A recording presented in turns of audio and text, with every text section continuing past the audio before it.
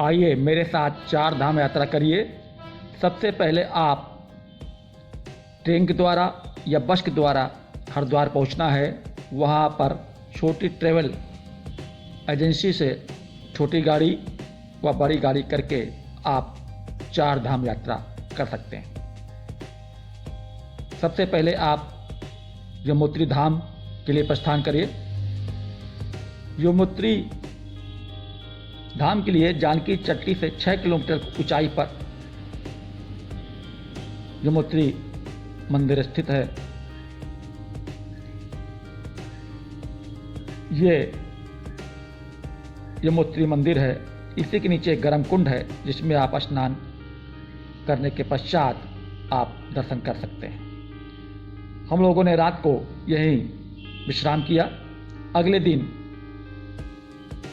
गंगोत्री धाम के लिए निकल पड़े। रास्ते में धरासू बैंड पड़ता है जहां आप रुककर जलपान कर सकते हैं। इसी धरासू बैंड के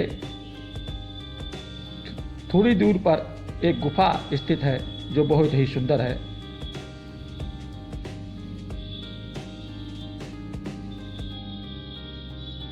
ये गुफा जाने का रास्ता है।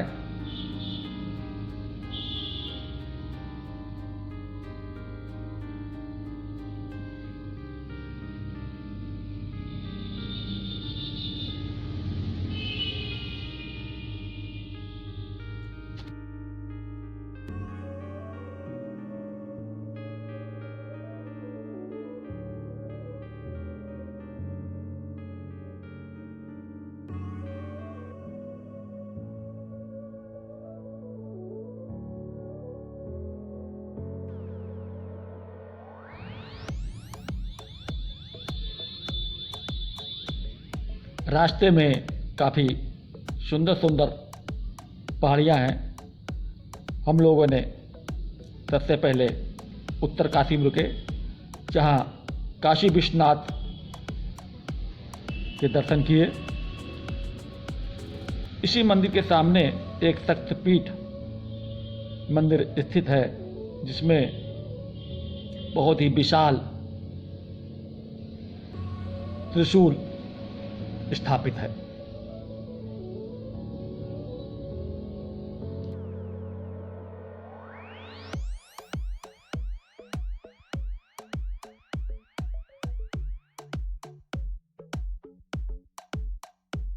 रात्रि में हम लोगों ने नेताला में रुके। अगले दिन हम लोग हरसिल को निकल पड़े। ये हरसिल है जहाँ छोटे छोटे सेबों के बाग हैं।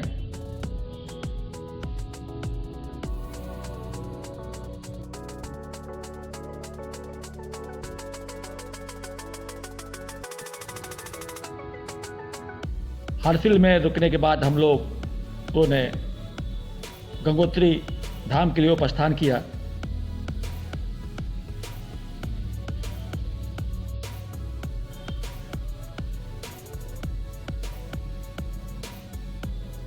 ये गंगोत्री धाम का मुख्य द्वार है।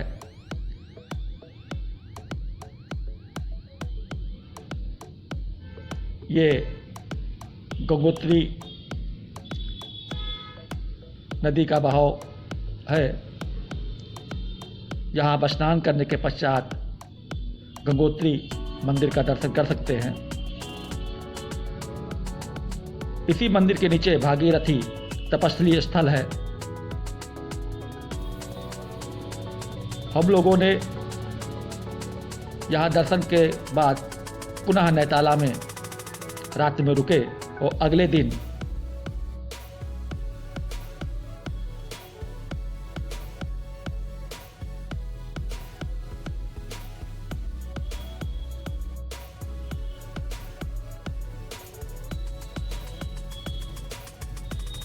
केदारनाथ धाम की ओर निकल पड़े।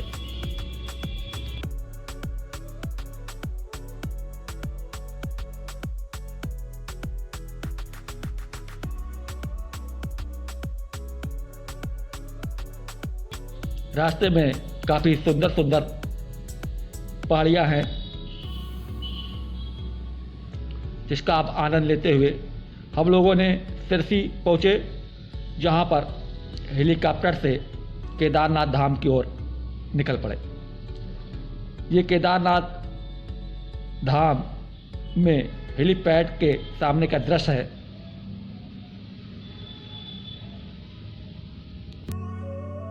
यहाँ से केदारनाथ भगवान का मंदिर दिखाई पड़ता है। हेलीपैड से 600 मीटर की दूरी पर केदारनाथ मंदिर स्थित है। ये केदारनाथ मंदिर है जहाँ हम सभी लोगों ने दर्शन किए। मौसम खराब होने के कारण हम लोग भैरव मंदिर के दर्शन नहीं कर पाए।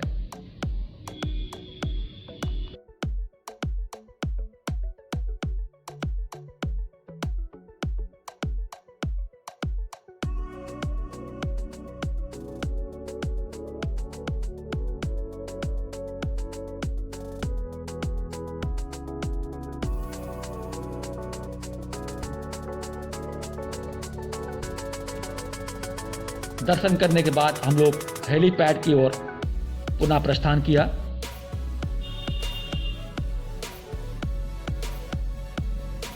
ये केदारनाथ का हेलीपैड है।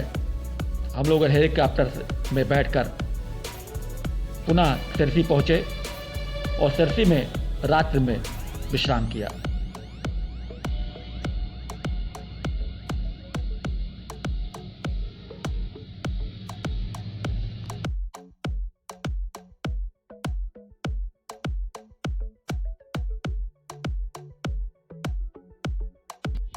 सिरसी से हम लोग सोनप्रयाग पहुँचे और सोनप्रयाग से त्रियोगीनाथ मंदिर गए। त्रियोगीनाथ मंदिर सोनप्रयाग से 14 किलोमीटर की ऊंचाई पर स्थित है। ये त्रियोगीनाथ मंदिर है जहां शिव और पार्वती का विवाह हुआ था। रात्रि में हम लोग सिरसी में रुके।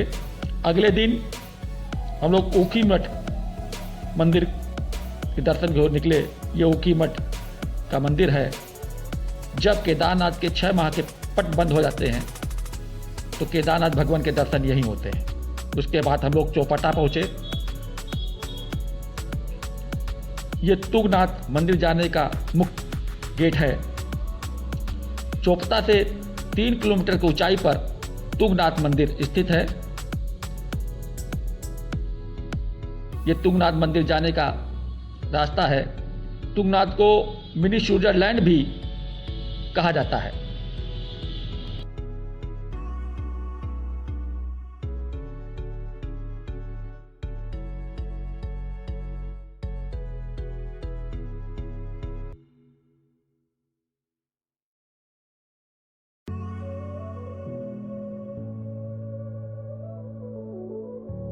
तुंगनाथ को तृतीय केदार भी कहा जाता है।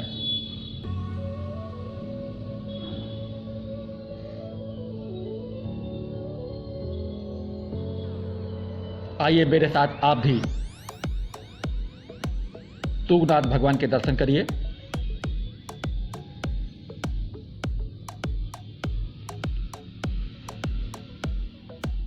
तुंगनाथ दर्शन के बाद हम लोग पीपल कोठी में रात में विश्राम किया और अगले दिन बद्रीनाथ के दर्शन निकल पड़े। ये अलकनंदा नदी का बहाव है।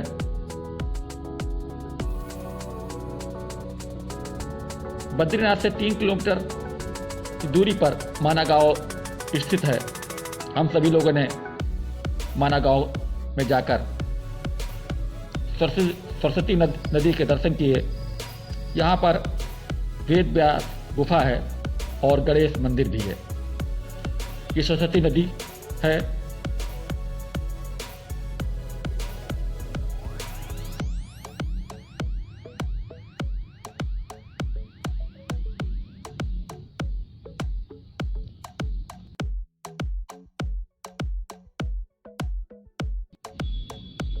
बद्रीनाथ में एक गर्म कुंड है जिसमें हम लोगों ने स्नान करने के बाद बद्रीनाथ भगवान के दर्शन किए।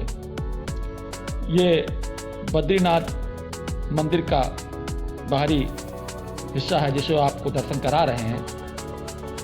मेरे साथ आप लोग भी दर्शन करिए।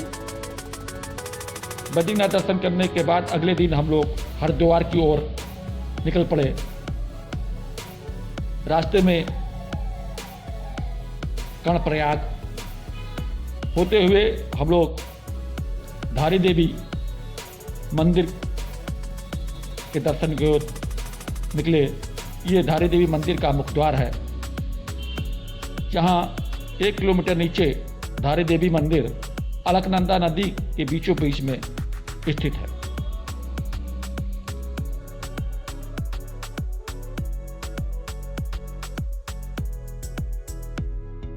ये धारी देवी मंदिर जाने का रास्ता है।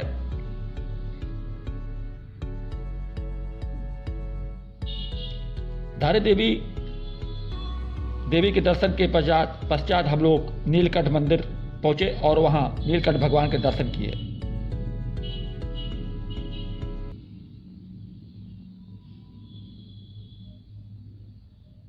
उसके बाद हम लोग